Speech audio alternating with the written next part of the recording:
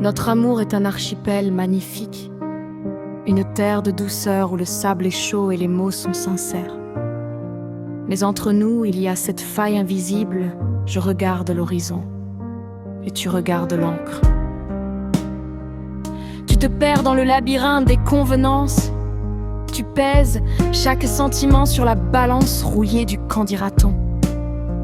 Tu laisses le spectre de ta famille et les attentes sociales s'inviter dans notre lit, comme un courant d'air froid qui vient éteindre la mèche de notre intimité.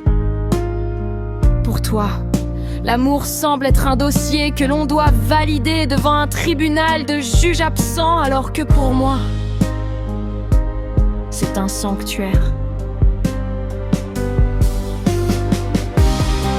C'est une torture silencieuse que de t'aimer ainsi.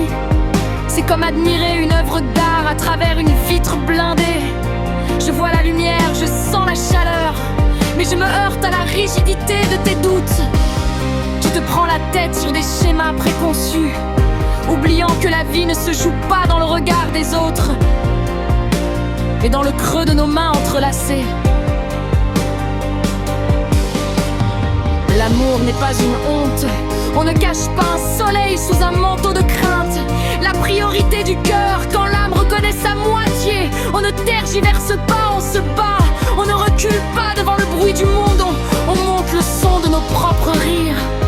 L'audace de l'essentiel, ce qui compte, ce n'est pas le nom sur l'invitation ou le jugement d'une lignée, c'est la solidité des murs que nous bâtissons ensemble. Je rêve d'une architecture sans pression. Je veux pas d'un trône ou d'un piédestal.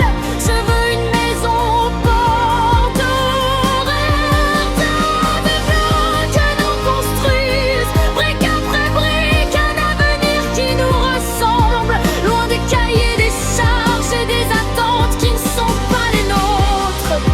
C'est cette différence d'attente qui nous ronge. C'est un poison lent, savoir que nous pourrions être immenses, mais que tu préfères rester petit pour ne pas dépasser du cadre. Cet amour est d'une tendresse infinie, mais il est destructeur, parce qu'il se cogne sans cesse contre les murs de ta prison mentale.